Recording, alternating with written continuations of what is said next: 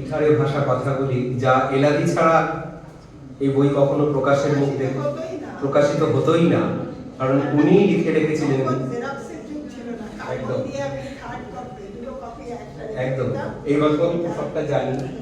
তা সেই বই নিয়ে স্নেহা মণ্ডল ও সদ্য পাশ করেছে, স্নাতক স্তর পাশ করেছে হাবড়া শ্রী চৈতন্য কলেজ থেকে। স্নেহা মণ্ডল সেই বইটি নিয়ে তার বক্তব্য পেশ করেন।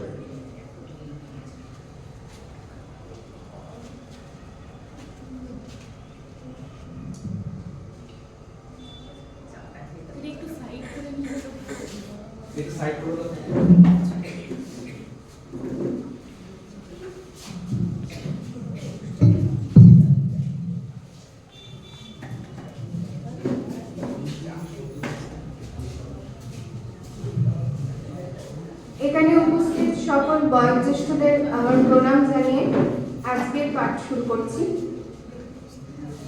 কণ্ঠের জাদুকর। হ্যাঁ, আজকে যে মানুষটিকে নিয়ে বলতে গেলে এক অকুল ভাববেগে পাড়ি দিতে হয়, যার প্রতিবাদ, হাস্যরস, কথন ভঙ্গিতে মেতে থাকতো 80-র দশকের কলকাতা, তিনি আজকে আমাদের মধ্যমণি, শ্রদ্ধেয় ভবেশ দাস মহাশয়।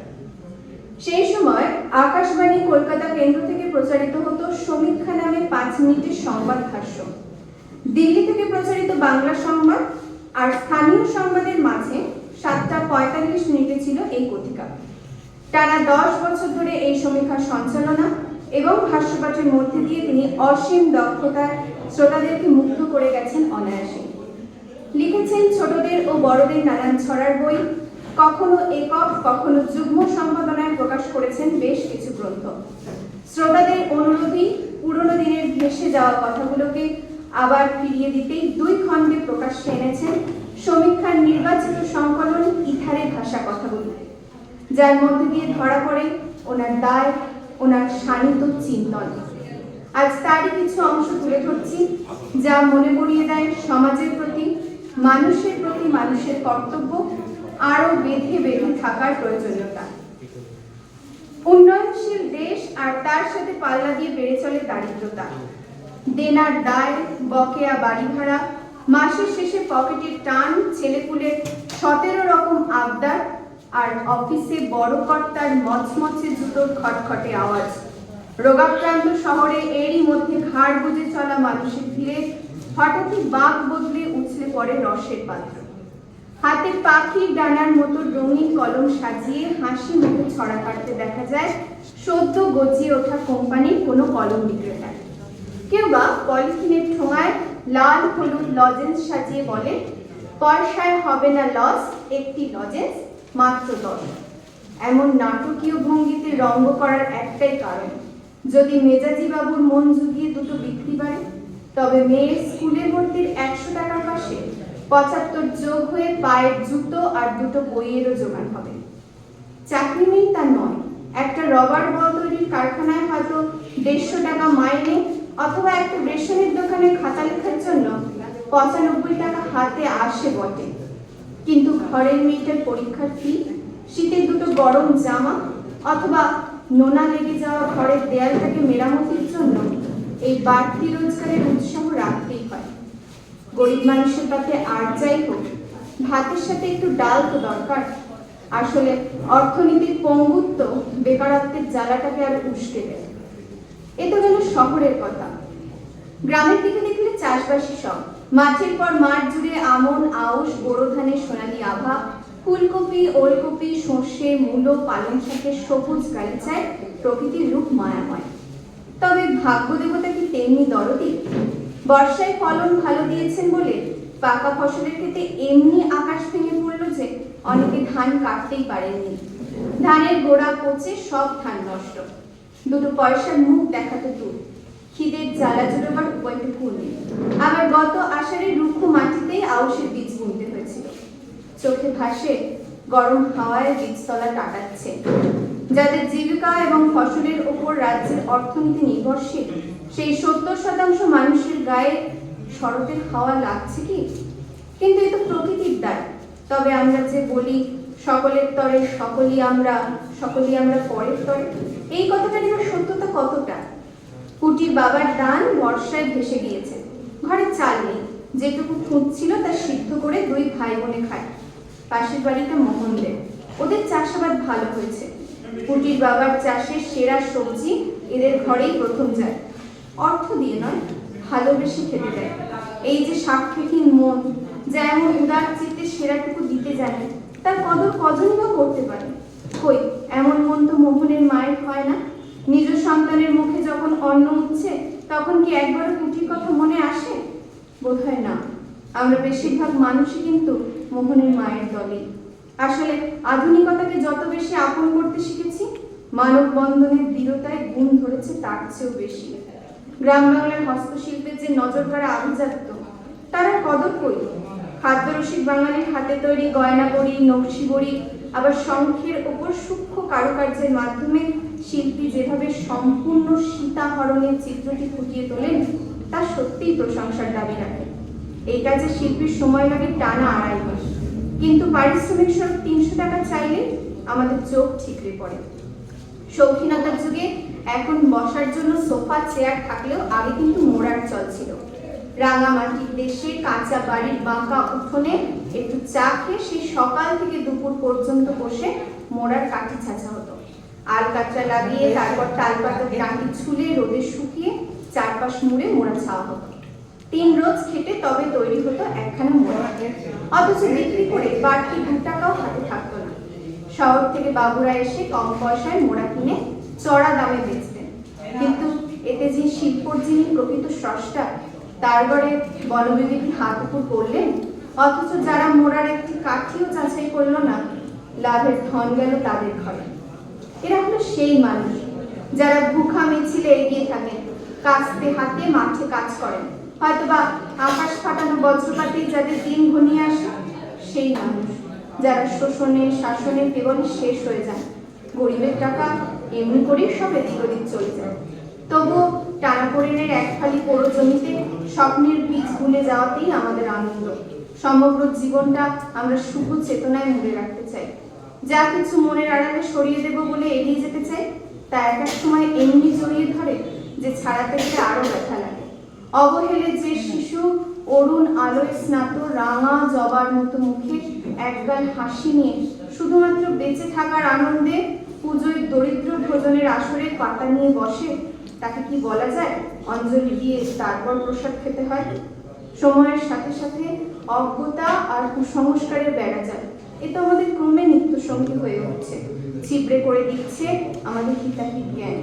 এক সময় সূর্যমুখীর মতো আলো চাইতো যে আটটা, তা এখন ছড়িয়ে পড়া অন্ধকারের কালো পাতার ছায়া নিবৃত।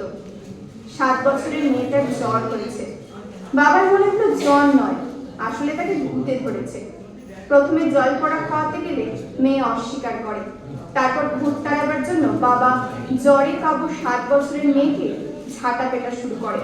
প্রায় সারা রাত ধরেই চলে ঝাঁটা পেটা। ভোরে পালিয়ে যায় সেই ভূত, মুখে গাজলা ওঠে, সেই মেয়ের মৃত্যু হয়। 7 বছরের ওই মেয়েটার বাবা কতটা নির্বোধ এবং নিষ্ঠুর, তাই ভাবতে ভাবতে আরো বড় খবরের সমুদ্রে আমরা অনায়াসেই ডুবে যেতে পারি। ঝাঁটাপেটা করে মেয়ের ভূত তাড়ানো বাবা অশোক বাগের সন্তান সংখ্যা 8। তিনি ক্ষেত মজুরের কাজ করেন। সেই কাজ যে নিয়মিত জোটে এমন নয়, নেশা করার অভ্যস্ত ছিল। দারিদ্র্যে ডুবে থাকা পরিবারে যেটুকু রোজগার, তারও একটা অংশ যদি নেশাতে চলে যায়, তাহলে অন্তত ঘরে 10টা প্রাণীর দিন যাপনের জন্য অর্থ সম্বল থাকে আর কতটুকু? অর্থাহার, অপুষ্টি, অর্থাভাব, চিকিৎসার অভাব, এর কোনটা কতখানি রুমার অসুস্থতার কারণ, তার হদিশ পাওয়া কঠিন। তবে গ্রামের মানুষের কুসংস্কার দূর করতে পঞ্চায়েত জোরদার প্রচার শুরু করেছে বটে, কিন্তু ওঝা গুনিনে বিশ্বাস তাগা তাবিজ রোগ সারাতে পারে না। শুধু এই প্রচারটি যথেষ্ট? দারিদ্র্য নির্মূল করার, রোগীকে উপযুক্ত পথ্য দেবার আর্থিক সংস্থান, হাতের কাছে চিকিৎসা কেন্দ্র, ডাক্তার, এসব কি আগে সুনিশ্চিত করার দরকার নেই? অসহায়তা, দারিদ্র্যই তো কুসংস্কারকে স্থায়িত্ব দেয়। মৃত্যুর আগে অন্তত 7টা দিন সে কতটা পেট ভরে পুষ্টিকর খাবার খেয়েছিল, তার শরীরে রোগ প্রতিরোধ ক্ষমতা কতটা, এসব তথ্য তো জানার উপায় নেই, বরং তার বাবা নিজের হাতেই ঝেঁটিয়ে রুমাকে বিদায় করে দিয়েছেন। আমরা কি শুধুই মৃতদেহের মধ্যে দিয়ে হাঁটবো? মানুষ যে মানুষকে মেরে ফেলছে, এসব দেখতে দেখতে এমন একটা নির্লজ্জ চোখ আমাদের তৈরি হয়ে গেছে। দিন পেরোলেই অন্য দিন, কাল পরাধীন, আজ স্বাধীন। আজকের দিনে যে ঘটনাটা লজ্জার, দুঃখের, বেদনার, আগামীকালের উৎসব এসে সে বেদনাটা মুছে দেয়, তলিয়ে দেয়। এমন তলিয়ে দেয় যে তাকে নিয়ে আর তলিয়ে ভাবতে হয় না। এহন কুরুচিকর, হিংসাত্মক মনোভাব, নীচ আচরণ নিয়ে যারা সমাজে কীট, অভাব অনটনে বিকৃত মানবিকতার পরিচয় বাহক, তথাকথিত উচ্ছন্নে যাওয়া মানুষ বলে পরিচিত, তাদের দ্বারা সম্ভব ভাবা গেলেও একজন উচ্চশিক্ষিত বিশিষ্ট পদে কর্মরত ব্যক্তির ক্ষেত্রে কি আদৌ শোভনীয়? একটি নামকরা পত্রিকার পাত্রপাত্রী সন্ধানের প্রথম পাতায় বিবাহে ইচ্ছুক একজন পাত্র মোটা হরফে ছাপিয়েছেন, অপাবৃদ্ধা অপরূপা গহীন চেতা সৃজনী ধরনের খোঁজে পথ চেয়ে আছেন এক পরবাসী পশ্চিমবঙ্গীয়। প্রথমত জানতে ইচ্ছে করে অপাবৃদ্ধা বলে কি কি ইঙ্গিত করতে চাইছেন পাত্রপক্ষ। পাত্রীর বিশুদ্ধ কুমারিত্ব নিয়ে প্রশ্ন তুলতে চাইছেন কি, নাকি পানশালায় যাওয়া থেকে পাত্রী মুক্ত কিনা সে বিষয়ে নিশ্চিত হতে চাইছেন? দ্বিতীয়ত, একজন পাত্রী যে অপাবৃদ্ধা তার শংসাপত্রটি কে দেবেন, অথবা পাত্র বাবা জীবনী বা কি প্রক্রিয়াতে যাচাই করবেন? শুধু অপাবৃদ্ধা নয়, পাত্রীকে অপরূপা হতে হবে।